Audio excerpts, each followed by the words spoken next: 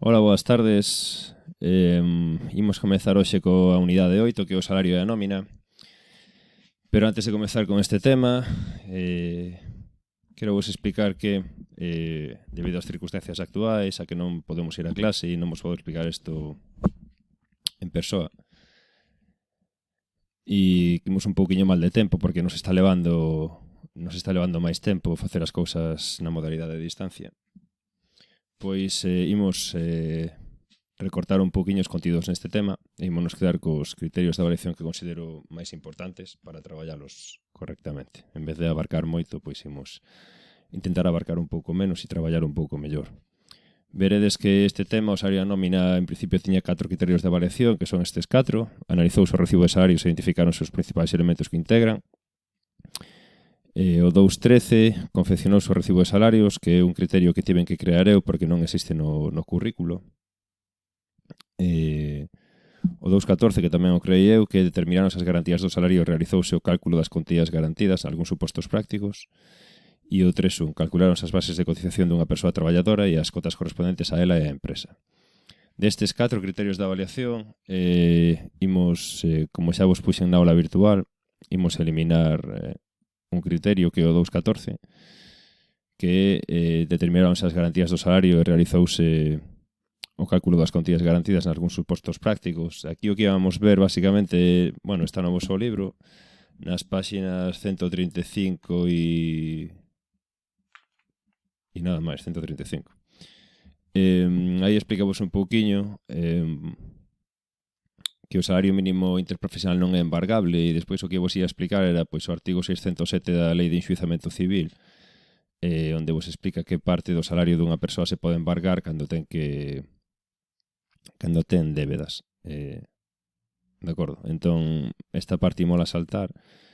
Tedes exercicios, sí que vos puxen na aula virtual exercicios sobre o salario inembargable, tamén vos puxen exercicios sobre o Fogasa. O Fogasa é o Fondo de Garantía Salarial. E delo ver na nómina, na parte de atrás, unha porcentaxe moi cativiña que paga a empresa por cada traballador e cada mes. E o Fogasa encárgase, pois, cando unha empresa non pode pagar os soldos dos seus traballadores e se declara insolvente ou está en concurso de acreedores. E eso é o que estaba dicindo, e non pode pagar, bueno, pois sabedes que hai os salarios dos 30 últimos días é o primeiro que ten que pagar a empresa, despois teria que pagar o resto de salarios e o resto de acreedores os que lles debe, e para eso pois a empresa pode vender todo o que teña e co diñeiro que saque deso de vender ese todo que den, debería pagar os salarios que debe. Pero aí xa empeza a haber uns límites, de acordo? Entón, isto non imos ver este curso. A verdade é que no vosso currículo tampouco estaba ese criterio 2.14 creí, non eu, porque sí que me parecía interesante que virades o que é o Fogasa e por que o empresario ten que pagar unha parte todos os meses o Fogasa. O Fogasa, ao final, o que fai é encárgase de pagar parte do soldo ou das indemnizacións que unha empresa lle debe a un traballador e que non lle pode pagar porque non ten diñeiro. Pero insisto, este curso non imos ver. Entón, isto vedes que está modificado e agora isto vale un 40%, isto un 40% e isto un 20%, para chegar ao 100% da unidade 8. E aquí o que vai entrar, ao final, sempre puña nesta proba escrita, sempre puña un exercicio práctico de inembargabilidade do salario, tamén puña un exercicio práctico sobre as coberturas do Fogasa e no mellor dos casos puña o cálculo dunha nómina de base diaria e o cálculo dunha nómina de retribución mensual. Pero este ano imos reducir toda a unidade a calcular unha nómina de base mensual e con eso, se aprendedes a facer eso, pois é suficiente. A súa vez, estes criterios de variación, vedes que os detallo bastante concretamente. O criterio 2.8 pois separo en dúas partes, que sería que, por un lado, saibades colocar correctamente no recibo de salarios cada concepto no seu sitio. E despois algo moi sinxelo, pero no que moita xente mete a gamba, que é cubrir ben o número de días da nómina, e isto explicarei volo de seguido, vale? No criterio 2.13 dividino tamén en 4 apartados, que é calcular ben o total de vindicado. De vindicado en castelán dice de vengado, e é o que cobrades, basicamente. Calcular ben o total a deducir, calcular ben o salario líquido, o salario líquido sería o diñeiro neto, o que vos entra na conta, basicamente, o que vai no cheque, depende de como cobredes, de acordo? E o que vos queda limpo, para que o entendades. E a base do IRPF ben calculada, e despois o criterio 331, que está relacionado coas bases de cotización, pois poñovos aí base de cotización por contingencias comuns ben calculada, 4 puntos, base de cotización por contingencias profesionais ben calculada, 1,5 punto, e despois base de cotización por horas extraordinarias ben calculada, 1,5 punto, e total de achegas en castelán e aportaciones do traballador ben calculadas 1,5 punto e as da empresa outro 1,5 punto. Estes serían os criterios de avaliación, vale? Pecho isto está na aula virtual, podedelo ver aquí tema 8, criterios de avaliación da unidade 8, vale? Todo está aquí. Vedes aquí que vos teño un documento de Excel sobre inembargabilidade do salario e Fogasa, vale? É o que imos ver. Deixadme ver unha cousa aquí un segundo, porque o desaparecerme o cronómetro non sei canto tempo vai de grabación.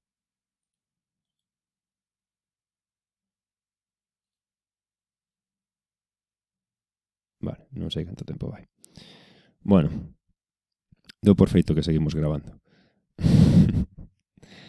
Para este tema vou ignorar o libro de texto, porque elaborei uns materiais e imos utilizar os materiais que elaborei eu e que están na aula virtual. Estes materiais, a ver, vou pechar aquí xa isto, imos ir á aula virtual. Vedes que vos puxen aquí como facer unha nómina, modificacións nas nóminas para 2020 e modificacións nas bases de cotización para 2020. E aquí un modelo de nómina en branco, e aquí deixei vos un montón de enunciados de nóminas e aquí as súas solucións, de acordo? Simplemente tede en conta que aquí hoxe non actualicei isto aínda, teño que actualizalo. O salario mínimo interprofesional deste ano son 950 euros ao mes, vale? Eso tedelo aquí. Cando abrades modificacións nóminas, veredes que xa cambiei as bases de cotización porque cambiou o mínimo. Ao subir o salario mínimo, pois cambiou o mínimo das bases de cotización, o límite mínimo. E tamén veredes que vos cambiei eso, pois o salario mínimo interprofesional, o IPREM, que tamén subiu un pouquiño. Bueno, está todo aquí, vale? Entón, se descargades isto, veredes pois que hai unha modificación. Ui, quedoume aquí isto en branco. Non, está ben.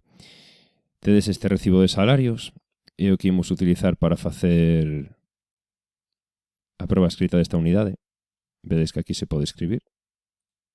Simplemente poñedes o cursor e escribides aí, de acordo? Para esta unidade dedes necesitar, obviamente, unha calculadora. É imposible que me fagades a nómina sen unha calculadora. Ou, bueno, unha folla de Excel, se queredes, que tamén é posible. E é fácil, pero non sei se sabedes usar unha folla de Excel realmente. Isto é unha nómina, parte de diante e parte de atrás. Cando traballedes, bueno, hai persoas que xa estades traballando, veredes que vos compactan todo isto seguramente nunha única páxina con unha letra tan pequena que, bueno, é lexible, pero así queda todo moito máis claro, moito menos de pegote, sobre todo esta parte na que vos poño por un lado a parte da traballadora ou do traballador e despois por outro lado a parte da empresa.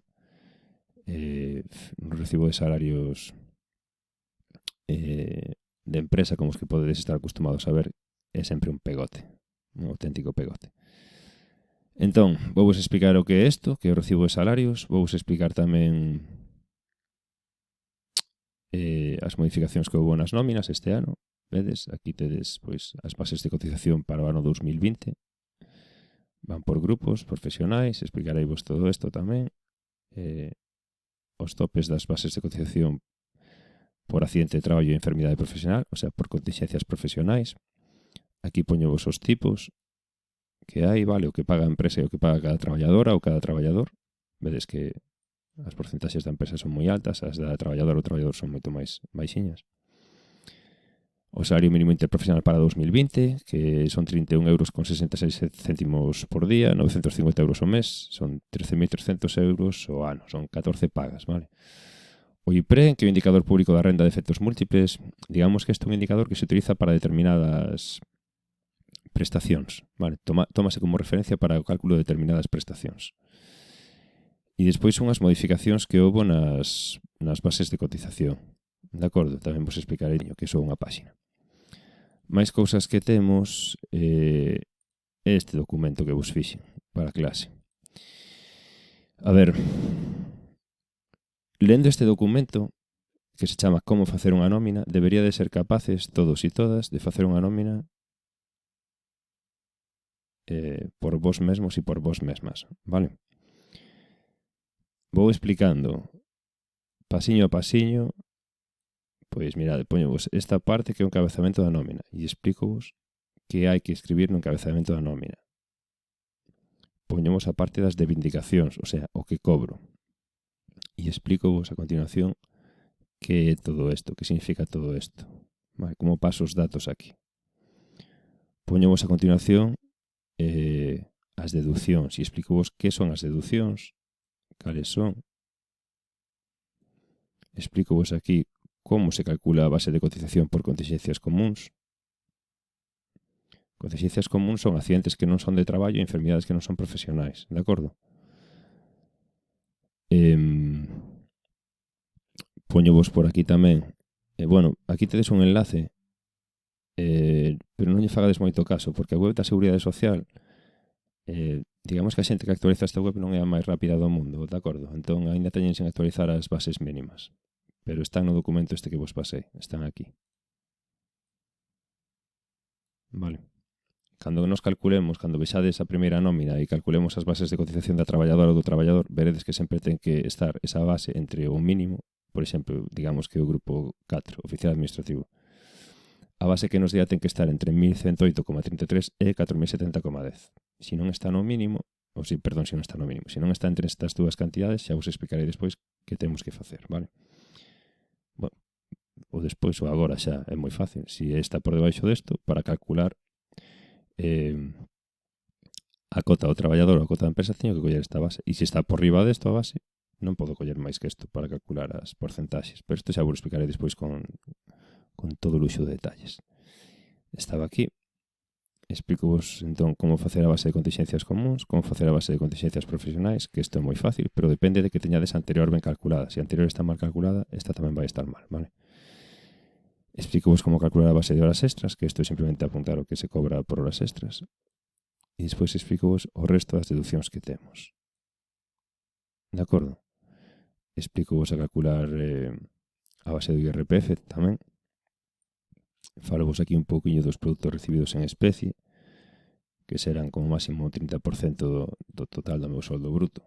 En especie, pois, por exemplo, que me deixen usar un coche da empresa, ou que me deixen que a empresa me deixe diñeiro máis barato do que me deixaría un banco. Quero dicir que teña que pagar menos xuros por ese diñeiro, por dispoñer dese diñeiro. Que a empresa me deixe usar unha vivenda. Bueno, hai varias modalidades, de acordo?